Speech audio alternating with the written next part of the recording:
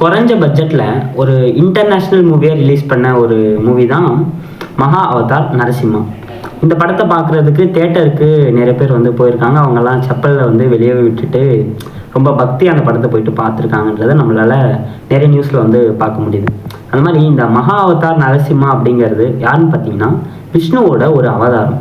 அந்த அவதாரத்தில் பாதி மனிதனாகவும் பாதி சிங்க முகத்துடனும் அந்த அவதாரத்தில் அவர் வந்து தோன்றியிருப்பார்.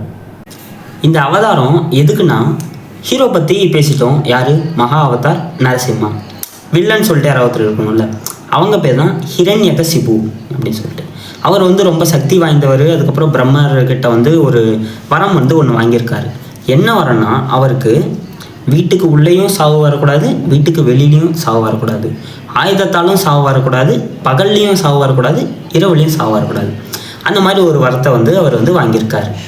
இதில் ரொம்ப முக்கியமானது ஒன்று என்னென்னா, மனுஷனாலையும் சாவு வரக்கூடாது, மிருகத்தாலும் சாவு வரக்கூடாது. அந்த வரத்தை அவர் வாங்கினப்பிருந்து தன்னைத்தானே நான் தான் கடவுள் அப்படின்னு சொல்லிக்கிட்டு அங்கே தான் மக்கள்லாம் துன்புறுத்த ஆரம்பிச்சிட்டாரு. இதில் அவங்களுக்கு ஒரு பையன் தான், அவர் தான் பிரகலாதன் அப்படின்னு சொல்லிட்டு. ஆனால் அவர் மகன் பிரகலாதன் மட்டும் ஏன் கடவுள் விஷ்ணு தான் அப்படின்னு விஷ்ணு மேலே ரொம்ப பக்தியாக இருந்தார். என்ன மிரட்டினாலும் விஷ்ணு தான் என்னுடைய கடவுள் அப்படிங்கிறதுல ரொம்ப உறுதியாக இருந்தார். ஒரு நாள் அந்த அசுரன் கோவத்தில் பிரகலாதன் கிட்ட கேட்டார், எங்கே இருக்கிறார் உன் கடவுள் அப்படின்னு. உடனே பிரகலாதன் வந்து என் கடவுள் எங்கே இருக்கிறார் அப்படின்னு சொல்லிட்டு சொன்னாராம்.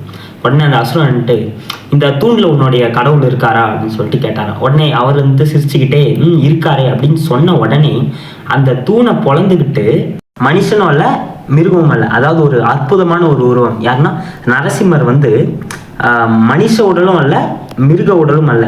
அதாவது அது வந்து ஒரு ஈவினிங் டைமில், பகல்லையும் இல்லை இரவுலையும் இல்லை, அந்த டைமில் அரண்மனைக்கு வெளியிலையும் இல்லை உள்ளேயும் இல்லை, வாசப்படியில் வச்சு தன்னோட மடியில் கூர்மையான நகத்தால், அதுவும் ஆயுதம் எதுவும் இல்லாமல் கூர்மையான நகத்தில் அவரை வெட்டி கொண்டாங்க. எதுக்காகனா தன்னுடைய பக்தரை காப்பாற்றுறதுக்காக நரசிம்மர் வந்து அந்த அவதாரத்தை எடுத்து அந்த ஹிரண்யகசிபுவை வந்து கொன்றார்.